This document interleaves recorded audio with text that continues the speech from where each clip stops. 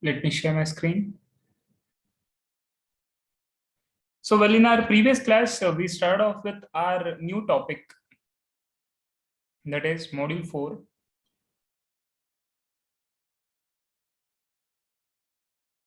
And this Module 4 is titled Digital Transmission Through Band Limited Channels. So, here what we are trying to do, we are trying to do digital transmission of signals, but we are making it to pass through a band limited kind of channels. And in our previous class, we did got to know what are band limited kind of channels. And in this module, we are completely giving stress on this channels. So these channels that which are band limited, we are concentrating onto that. So whereas in our previous topics, we did thought of,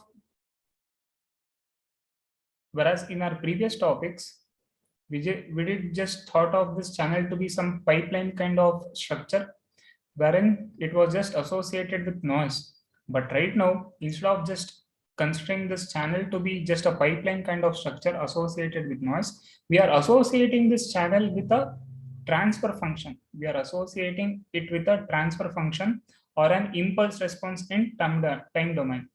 And we are associating it with an impulse response of C of t in time domain, or a transfer function equal to capital C of f in frequency domain.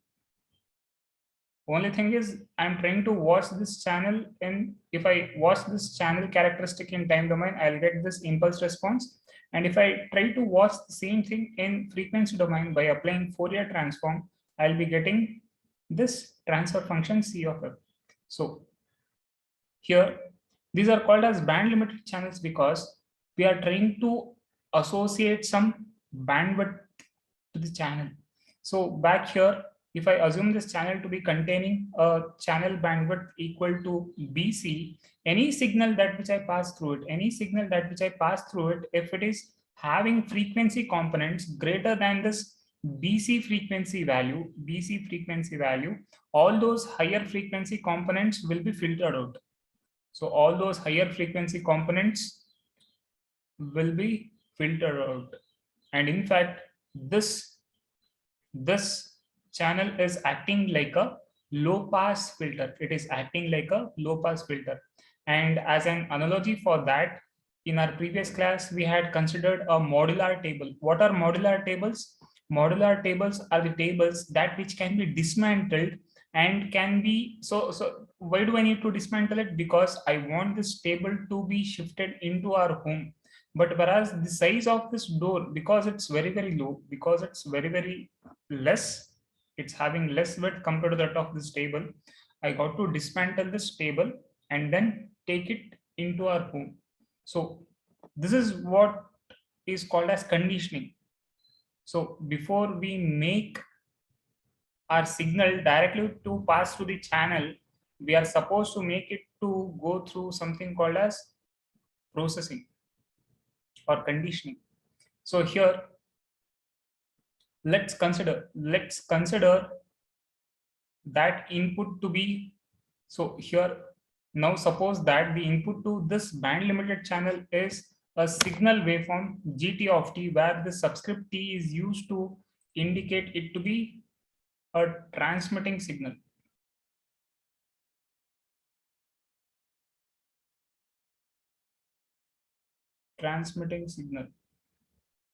So that's the only significance of this capital T.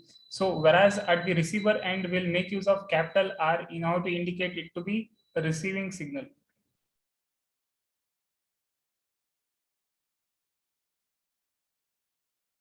So that's the only importance of this subscript. So need not to worry much about the subscript. Only thing is, this indicates that this is a signal that which is at the transmitter end. Okay. So we are trying to make this signal gt of t to pass through this linear filter channel.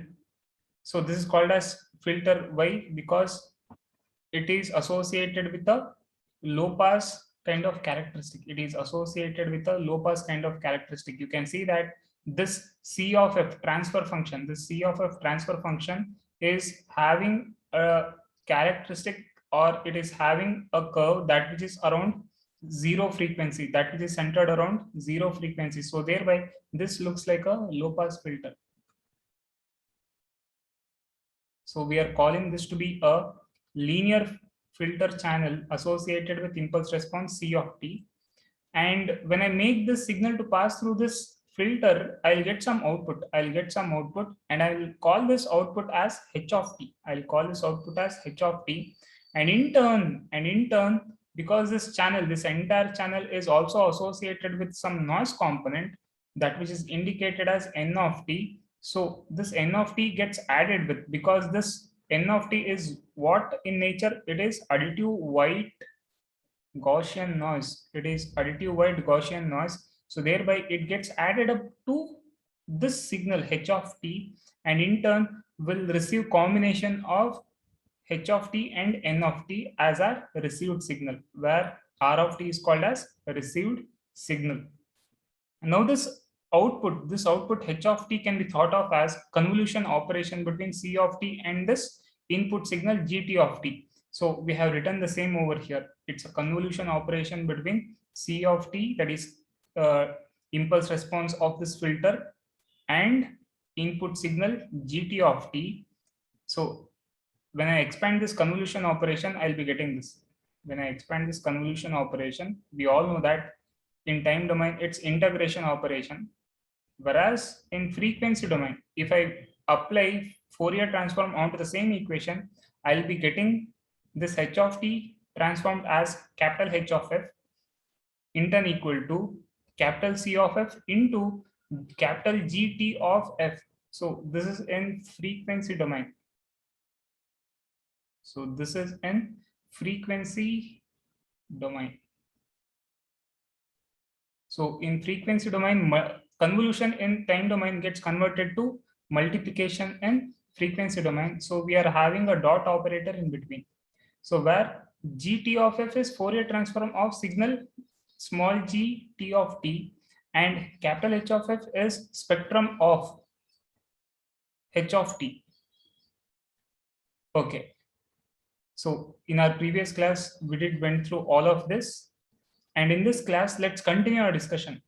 So here, let's assume that the signal at the output of the channel is corrupted by additive white Gaussian noise, that which is indicated as small n of t. Then the signal at the input to the demodulator is given as, so this received signal r of t in turn will be given to the demodulator stage. And in turn, this demodulator stage contains many other components in it, and let's see what all components it contains. So this demodulator employs a matched filter matched to signal h of t, because h of t is the output that which we get from the channel. So channel that which we right now have considered it to be a filter, channel or filter. So here is where I'm getting my output h of t. So where this input signal is gt of t, and this channel or this filter, linear filter, is associated with an impulse response of c of t. So h of t is convolution operation between these two. And right now, because of that, this demodulator, because I want to demodulate it, thereby this demodulator makes use of matched filter unit in it. So in our module 2, we have already seen how exactly maximum likelihood decoding occurs. So maximum likelihood decoding can occur in two different ways. One is by using correlation receiver.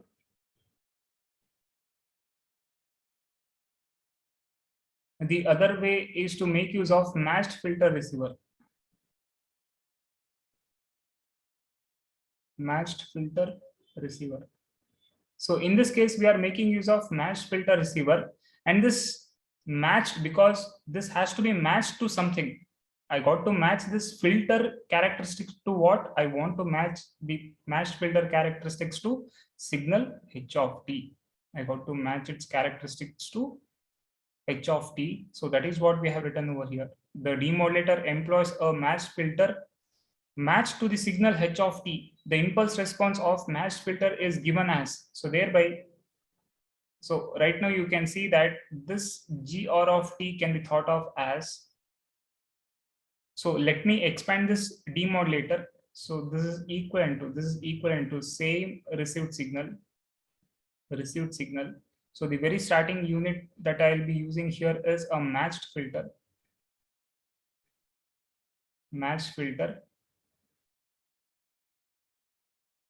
whose characteristics has been matched to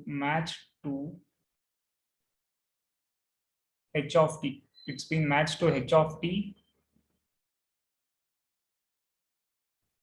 So here on a whole, let me associate a transfer function to this or impulse response to this, and let me call that as G subscript capital R of t.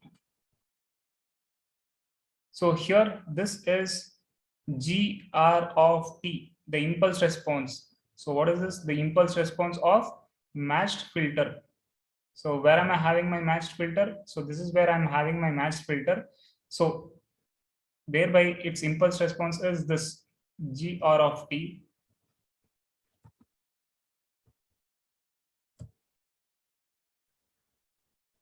So here I got to match.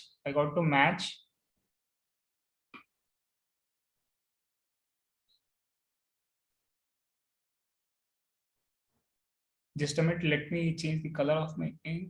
Okay, so here I got to take up this impulse response. And I got to match it with that of, I got to make it equate it to h of t. But we already know that in matched filters, how can we match? In order to match it, I got to first take that signal. I got to time reverse it. In order to time reverse it, I got to do this operation minus t. Minus t indicates time reversing.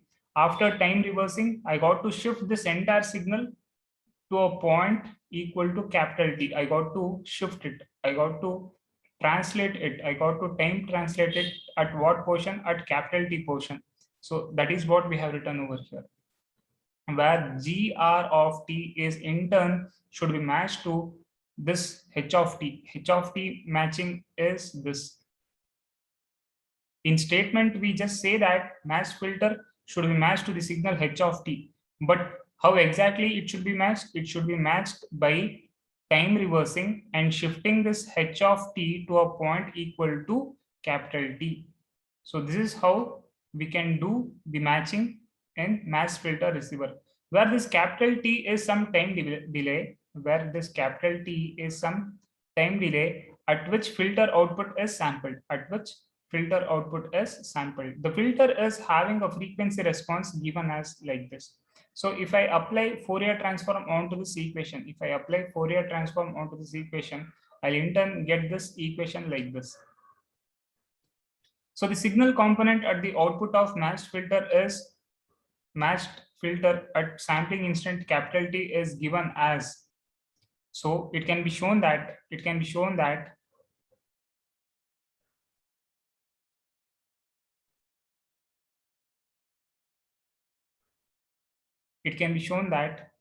whatever output that I get will be sampled.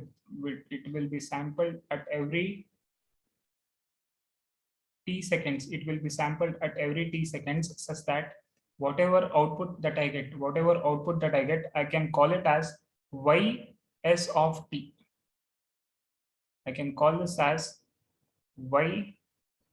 ys of t, and this in turn ys of t will be equal to this h of f modulus whole square b of f, and in turn this is equal to e subscript h. This is in turn equal to e subscript h, where eh is energy in the channel output waveform, energy in the channel output waveform. So this is the mathematical analysis. So in order to have a better idea of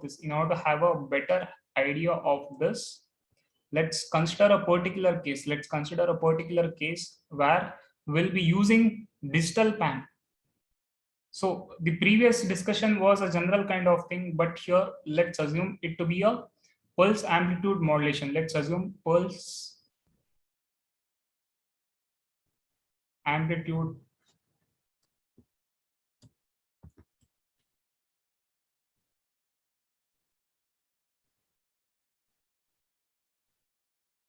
modulated signals.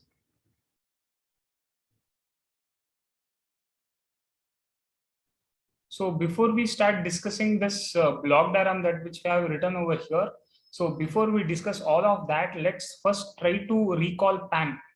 So by now you might have already studied this PAN, and let's see what this PAN is all about. How exactly pulse amplitude modulation can be accomplished. So back in pulse amplitude modulation, what we'll do is, so initially we'll be having some symbols. Initially, obviously, we got to have some symbols. If the symbols are equal to 2, we call it as binary. If the number of symbols is equal to 4, we call it as quadary. So in a similar way, depending upon the number of symbols, so we keep on calling different names to this. So let's assume that we are having 10 number of message symbols. Like symbol 1, symbol 2, and here finally symbol 10. So let's assume that we are having these number of symbols. So these number of symbols will be mapped, all these symbols will be mapped onto some certain voltages. What we'll be doing, we'll be mapping all these symbols onto a specific voltage. Like symbol 1 can be mapped onto 1 volt, symbol 2 can be mapped onto 2 volt, likewise symbol 3 can be mapped onto 3 volt, likewise symbol 10 can be mapped onto 10 volt. Now, because right now we have mapped all these symbols onto some certain amplitude values. Why am I trying to do this? I'm trying to associate some amplitude values to all these signals. Okay, after associating or mapping all these symbols with a certain amplitude value, like 1 volt, 2 volt till 10 volt, I got to also bring in pulse, right? I got to also bring in some pulse. So what I'll do is I'll make these input signals, because these are my input symbols. I'll make these input symbols to go through a pulse generator, such that this unit will output pulses. This will output pulses of varying amplitude value.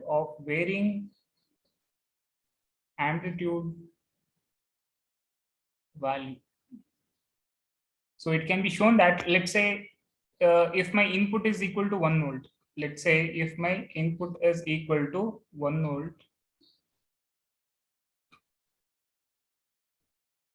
so right now I'm trying to transmit what? If my input is 1 volt, in turn I'm trying to pass what? Symbol 1. I'm trying to pass symbol 1. So let's assume that our input is symbol 1. So for that, I'll be passing what voltage value or what amplitude value equal to 1 volt onto this pulse generator, that which will produce a pulse equal to, whose amplitude value is equal to 1 volt.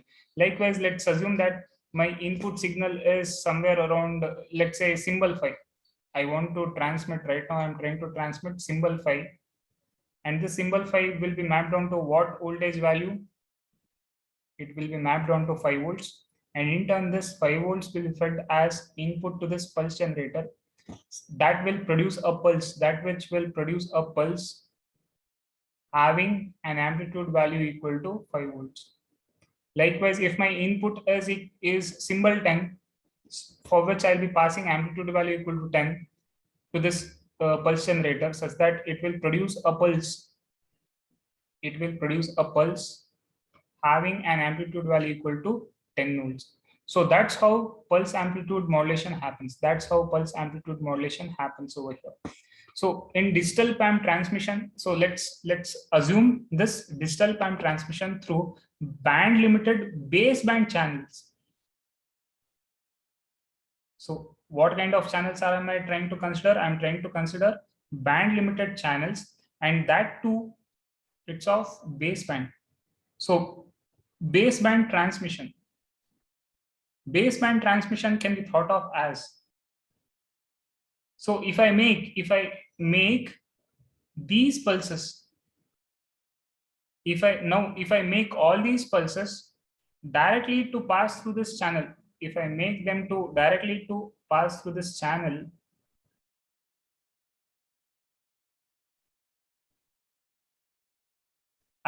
we can call this as baseband transmission. We can call this as baseband transmission.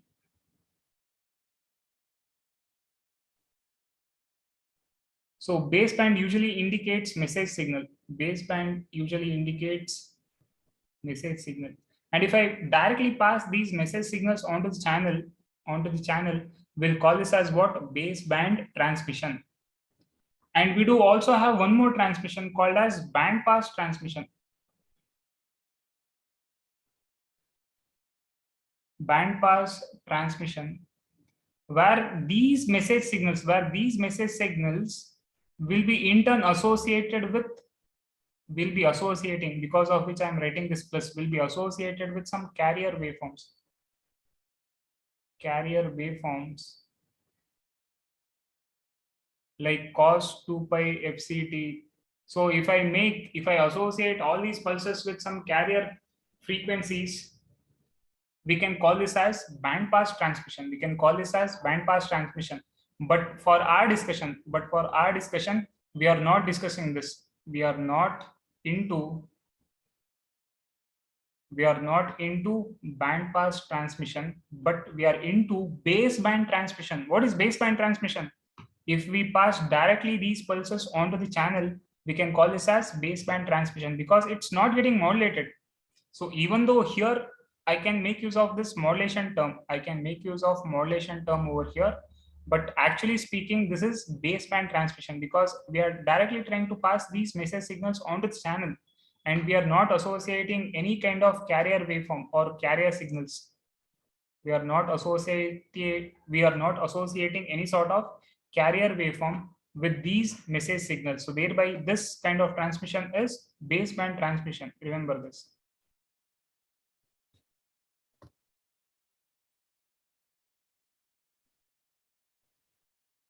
So here we'll make such kind of pulses, in order to go through this, initially through this transmitting filter,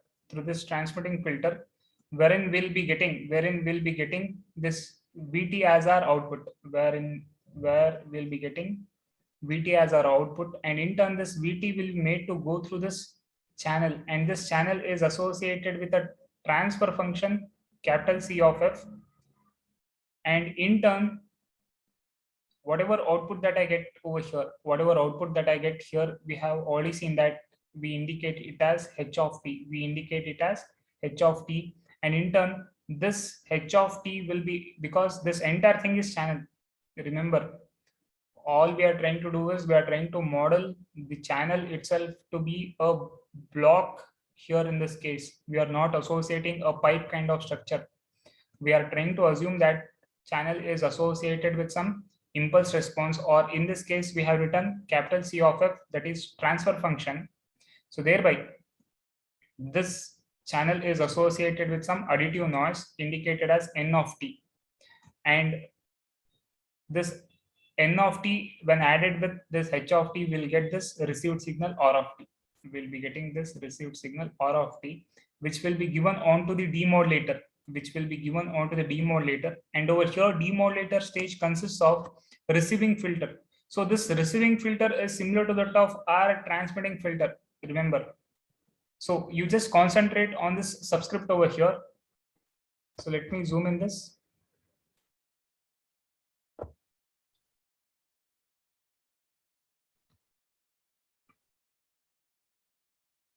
So back here, you can see that here we have written capital GT of F. So where T indicates the transmitter end. In a similar way, we are having this receiving filter associated with the transfer function capital G subscript capital R, where R indicates the receiving end. So that's the only thing. So here we call this filter as transmitting filter, and here we call it this as receiving filter.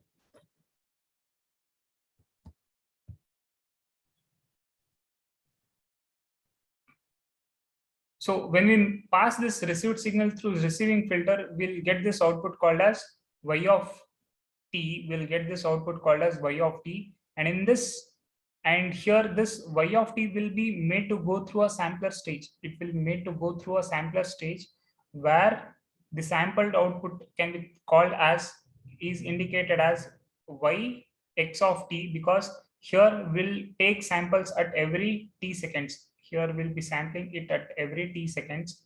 And in turn, this will be made to go through a detector stage where we'll get the output data. And the output data should match the input data. Okay. So this is a brief explanation of this block diagram, but let's go through this in detail and let's try to mathematically crack down this entire block diagram. So the input binary data sequence is subdivided into k-bit symbols. So here, this input, so whatever input that I'm getting, so obviously I'll be passing some symbols over here. And these symbols are of what kind? Because it's digital transmission, they are binary in nature. So it's a long strings of zeros and ones. It's a long strings of zeros and ones, something like this. So the input binary data sequence can be subdivided into k-bit symbols. What do I mean by this? We can have an idea of this as, let's assume that if there are four symbols, if there are four symbols like symbol 1, symbol 2, symbol 3, symbol 4, if there are four symbols, for 4 symbols, how many bit combinations? So all I need is only 2 bits, 0 0 0 1 1 0 1 1. Or in other words, what we are trying to do is we are trying to indicate this 4 in terms of 2 par, like 2 par 2, where this par 2 indicates the number of bits to be used. Number of bits used. Likewise, if there are, let's say, 8 symbols, if there are 8 symbols, I can in turn indicate it as 2 par 3, where this 3 indicates the number of bits used. So like if there are S1, S2 till S8, where my starting symbol can be 0 0 0, second symbol can be 0 0 1, and last symbol can be 1 1 1. So that's what this statement is. That is why we have written this statement. The input binary data sequence is subdivided into k-bit symbols. So if I start to group 3 bits, I can say that we are having 8 number of symbols, 8 symbols. So the input binary data sequence is subdivided into k-bit. We are trying to generalize it. In this case, I have chosen k to be equal to 3. So 3-bit symbols means how many symbols I'll be having? I'll be having 8 symbols on a whole. And if I generalize it, I can just call it as k-bit symbols. Each symbol is mapped into a corresponding amplitude level. So each symbol over here will be mapped onto a corresponding amplitude level. That amplitude modulates the output of transmitting filter. So over here, each symbol, right now, just now we have seen that each symbol over here will be mapping them onto a certain voltage values, like 1 volt. Symbol 1 can be mapped onto 1 volt, symbol 2 can be mapped onto 2 volt. Likewise, symbol 10 is mapped onto 10 volt. So after this mapping is done, we'll be making this voltage levels to pass through this pulse generator. So here pulse generator is nothing but our transmitting filter. So this is nothing but our transmitting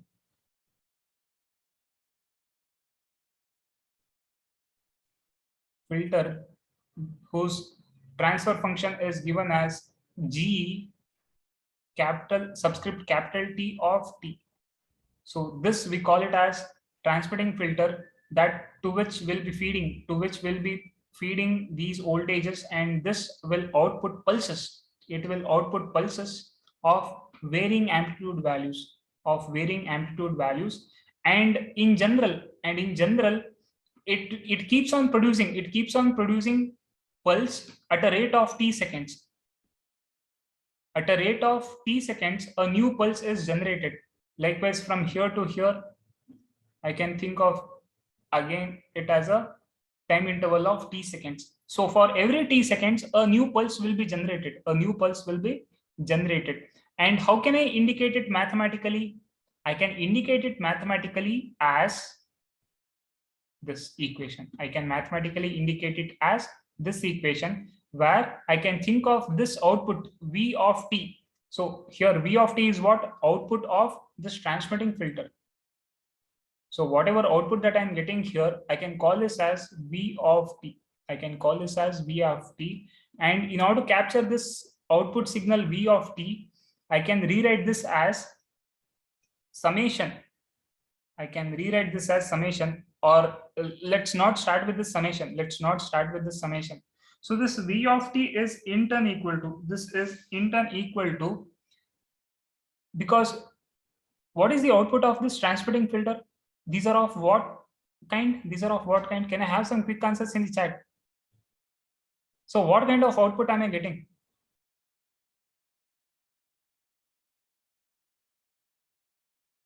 Guys, what kind of output am I getting out of this filter?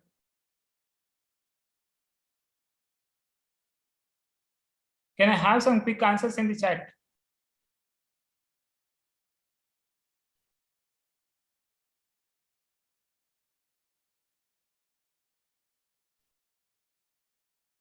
ಇಲ್ಲಿ amplitude values ಗಳನ್ನ feed ಮಾಡ್ತಾ ಯಾವುದೋ ಒಂದು ರೀತಿಯ output ಬರ್ತಾ ಇದೆ. ಈ output ಯಾವ ಫ್ಯಾಷನ್ ಅಲ್ಲಿ ಇದೆ, ಯಾವ ರೀತಿಯ ಶೇಪ್ ಅಲ್ಲಿ ಇದೆ ಇದು?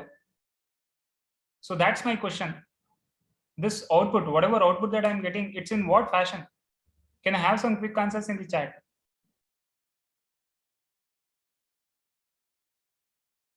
Square wave pulse. Yes, that's the right answer. So this output, whatever output that I'm getting, it's pulse in nature. It's a pulse. So this pulse can be indicated as G subscript capital T of T. And all these pulses are getting generated at what interval of time? Bari one day pulse generate agta ide. Am I getting only one pulse? No, I'm getting lot of such pulses. And in order to capture all of that, so here we have just drawn just 3 pulses, but depending upon the symbol, I can have infinite number of pulses. This unit can generate infinite number of pulses. So thereby here, because all these pulses are getting generated at every t instant of time, I got to rewrite this as G subscript T of T minus NT. So where n can vary from, where this small n can vary from minus infinity to positive infinity.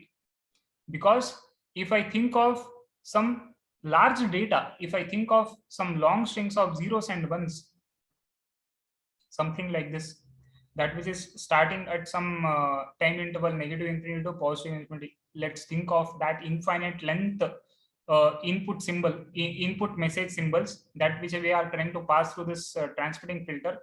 So because of which, and all these pulses are getting generated at what interval of time? Capital T interval of time, that which is indicated with this capital T here. So this capital T over here indicates that all these pulses, so this G of T indicates what? Pulse.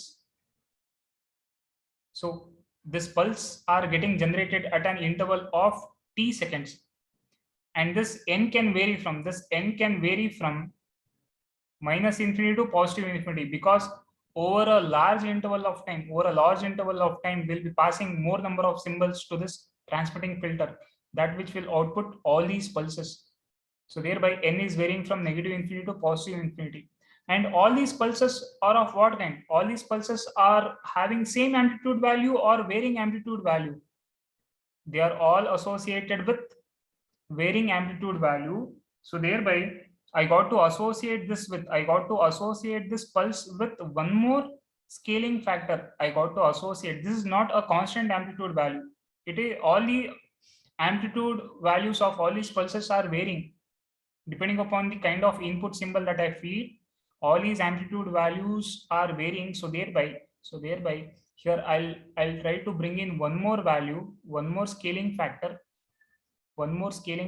and I'll call that as a subscript n. I'll call that as a subscript n, that which indicates, so this indicates the amplitude value of pulses, amplitude value of pulses. So this is how I can capture the output. This is how I can mathematically capture the output of this transmitting filter. So the same thing we have written it over here. V of t is in turn equal to summation where n starts from negative infinity to positive infinity of an, where an indicates amplitude of the pulse, and pulse is indicated by what? G subscript t, and this pulses are getting generated at every t instant of time. So thereby it's t minus nt. So this V of t indicates the output of transmitting filter. This indicates the output of transmitting filter. And right now, because we are running out of time, let's continue our discussion in our next class. So in this class, we went through digital transmission through band limited channels, and in turn we started discussing about digital PAM transmission through band limited channels, wherein we discussed about PAM, how exactly pulse amplitude modulation happens, where each symbol will be mapped onto a specific amplitude value. Okay, I'll be ending this session. We'll continue in our next class.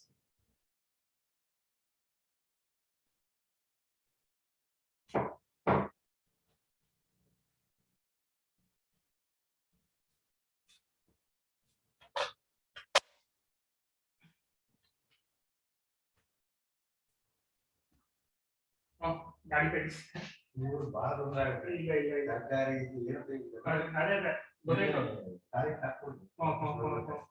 ದೂರ ಮುಂದೆ ಬೆಳಿಗ್ಗೆ 8 ಗಂಟೆ ಅಲ್ಲ ಸದ್ಯ lock ಅಂಕೇನೆ ಬೆಳಿಗ್ಗೆ ಹೌದೌದು.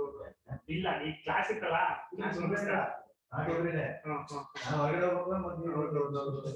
ಇಲ್ಲ ಒಂದು ಸರ್ ನಿಮ್ ನಂಬರ್ ಶೇರ್ ಮಾಡ್ರಿ. 9886 ದೂರ ಆ ಕಡೆ ನೀವು ಹೊರಗಡೆ 9886